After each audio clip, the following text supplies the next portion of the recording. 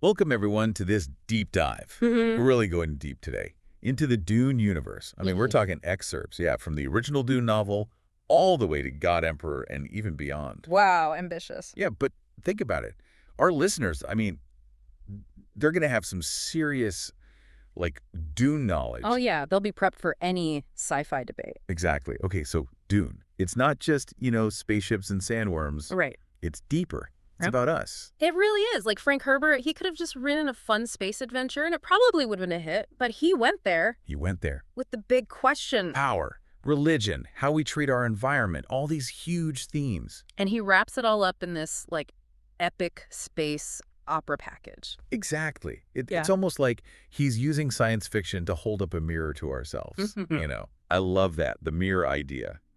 And one of the biggest reflections, I think, is this whole myth of the Messiah thing. Oh, absolutely. Like Herbert uses Paul Atreides to explore what happens when charisma goes unchecked. Like we've seen that in history, right? Yeah. Leaders with good intentions, but But power can be intoxicating. totally. And that's where that line from Dune comes in, the one about water in the desert. Yeah. It is said in the desert that possession of water in great amount can inflict a man with fatal carelessness. Ooh, good pull.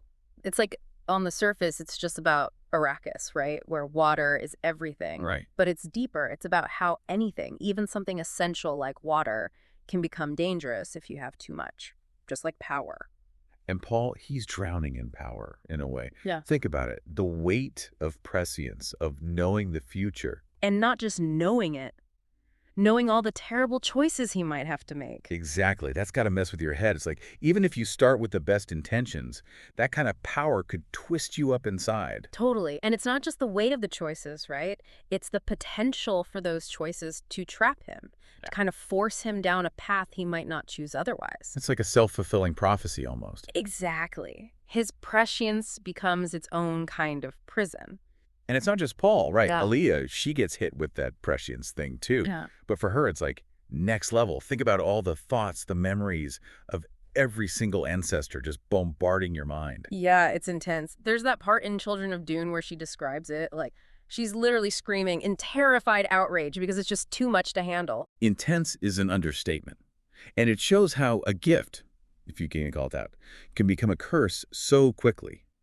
And it plays into that cyclical view of history that Herbert's always exploring. Right, this idea that we keep repeating the same mistakes. Even with the best of intentions, even a hero, they can become a tyrant. Which brings us to Leto II, right? The God Emperor. He takes that idea of power and just, like, runs with it. Oh, yeah. Talk about a complex character. I mean, he sees these cycles of violence, and he's like, enough. I'm going to break this cycle, even if it kills me Yeah. or everyone else. And the way he says it in God Emperor of Dune, it's chilling.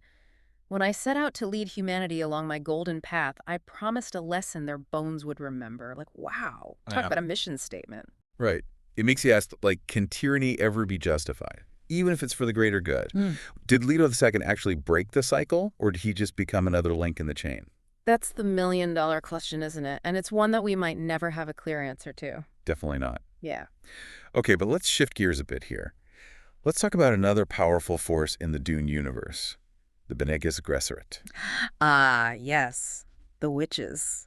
Or are they? Right. They've got their fingers in everything. Master strategists playing the long game. They might not have armies or spaceships, but their influence is everywhere. Breeding programs, political maneuvering. They are a force to be reckoned with.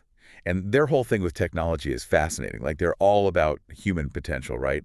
Honing the mind and body. Absolutely. Remember that quote, use the instruments only when they are absolutely required to amplify the flesh. Right. It's like they're saying technology is a tool, but it can't replace what we have within, which makes their whole rivalry with the Palaxu even more interesting. Oh, yeah. The Tlaxu, those guys are like the cautionary tale of genetic engineering gone wild. Totally. We'll get into them a bit later, but for now, back to the Bene Gesserit. Are they the good guys? Are they the bad guys? It's so hard to say. Right. On the one hand, they've kept a certain amount of order in the galaxy. But on the other, they're master manipulators. They work from the shadows, pulling strings. And then you've got a leader like Odrade trying to navigate this whole Honored Matres threat. She's got this impossible choice. Does she preserve the Bene Gesserit, even if it means perpetuating their, let's say, morally ambiguous methods? Or does she risk it all for a chance at a better future? It's a tough call. For sure. And then you bring Sheeana into the mix, this young woman who can control sandworms. That changes everything. Right. It's like Herbert is saying, you think you know how the story ends? Think again. It really throws a wrench in the Bene Gesserit's plans. Yeah. It makes you realize that even with all their planning, they can't control everything. And that's the beauty of the Dune universe. Just when you think you've got it all figured out, Herbert throws you a curveball. It's like Herbert saying, you think you've got the Bene Gesserit figured out. Hold my beer and let me introduce you to the Kleoxu. Right. Talk about morally ambiguous. Those guys make the Bene Gesserit look like saints. They're like the ultimate pragmatists. You want a ghola? Sure, no problem. You want us to sabotage your enemies? Coming right up. What's fascinating is that they don't even see it as, like, good or bad. It's just about pursuing their goals, whatever those goals might be. It makes you wonder, though, what are their goals? Do they even know? Or are they just making it up as they go along? I mean, that's the million-dollar question, right? They're shrouded in so much secrecy. It's almost like they want people to be afraid of them. Well, they've definitely got the creepy factor down, Pat. I mean, face dancers. Yeah. Seriously, shape-shifting assassins. It's like something straight out of a nightmare. You'd never know who to trust. It makes you realize that the most powerful weapon isn't always a weapon, you know? It's the ability to sow doubt, to make people question everything. It's like they weaponize paranoia. Mm-hmm. And it gets to this deeper question about identity that Herbert explores. Like, if you can change your face, your body, at will, then what makes you you? Right. It's like a sci-fi identity crisis, and it makes all those moments in the books where someone's true face is revealed, either literally or figuratively, even more powerful. Totally. Because you realize that appearances can be deceiving. And sometimes the most dangerous enemies are the ones hiding in plain sight. And speaking of hiding, we've got to talk about the scattering. Like, what really happened out there during that period of human expansion? It's like this giant blank spot in history, right? We know it was a time of chaos, of lost knowledge, of things that humanity might not have been ready for. It's like Herbert is daring us to fill in the blanks, to imagine the horrors that might lie beyond the known galaxy. And you get the sense that the Tleilaxu, they know more than they're letting on. Oh, for sure. They're like the keepers of some dark and ancient secret. And that makes them all the more dangerous. Absolutely. But speaking of dangerous, can we talk about that T-probe scene with Miles Tegg? I mean, talk about intense. That scene still gives me chills. It's like the T-probe isn't just extracting information. It's violating something fundamental about what it means to be human. Right. It's like a soul rape. And the fact that Tegg, this brilliant mentat, this master strategist, can resist it, even for a little while. It shows you the incredible strength of the human spirit.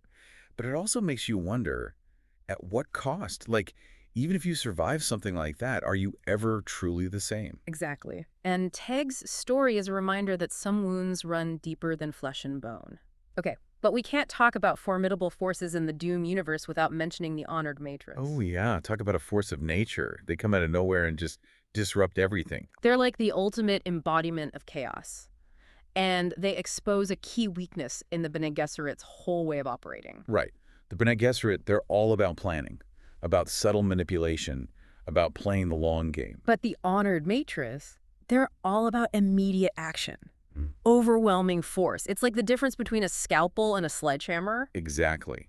And it makes those later books so compelling, because suddenly the Bene Gesserit, who've always been in control, they're the ones on the back foot struggling to survive. And it's a clash of ideologies, too. It's about different ways of viewing power, survival, even the role of women in society. That makes you realize that no matter how much you think you're in control, there's always someone out there waiting in the wings, ready to challenge everything you thought you knew. And that brings us back to the Golden Path, doesn't it? Like, how does all of this, the Tleilaxu, the Honored Matres, the fate of the Bene Gesserit, fit into Leto II's grand plan? That's the question, isn't it? Did he anticipate all of this?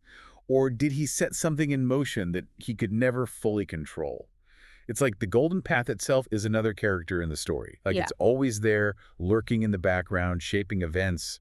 But is it by design or just like a ripple effect of Leto's choices? Exactly. Did he see the Honored Matres coming? Were they part of the plan, or did they throw a wrench in the works? And that's what I love about Dune. It's not afraid to ask the big questions. And it doesn't give you easy answers. Right. It's like we're so used to stories with clear-cut good guys and bad guys. But Herbert's like, nah, the world's a lot messier than that. Totally. Like, take the Fremen. They're fierce warriors. They're deeply spiritual. But they can also be pretty brutal.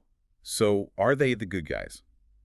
The bad guys? It's impossible to say. They're a product of their environment. Arrakis, that harsh desert planet, it shaped them, just like it shapes everything else. And that's where the ecological themes come in. Right. I mean, Herbert was writing this back in the 60s, but he was already warning us about messing with Mother Nature. And Arrakis with the spice and the sandworms and the whole delicate ecosystem, it's like a microcosm of Earth, in a way. Right. The way the different factions are fighting over the spice, it's like our own struggles with, like oil or water or whatever resource is scarce. Absolutely. Herbert's showing us that our choices have consequences, and sometimes those consequences can be pretty dire. It's like he's holding up that mirror again, right? Forcing us to take a good, hard look at ourselves. And that's what makes Dune so relevant even today. It's not just a space opera. It's a story about us, about our relationship with power, with each other, with our environment. It's a story that stays with you long after you finish the last page. Or in our case, close the book on this deep dive. And speaking of closing the book, any final thoughts for our listeners before we wrap things up? Well, I guess I would just say this. When you're exploring the Dune universe, keep an open mind. Don't be afraid to ask the tough questions. Challenge your assumptions. And most importantly, enjoy the ride. It's a wild one. Couldn't have said it better myself. And on that note, until next time, may your own journeys be filled with wonder and discovery.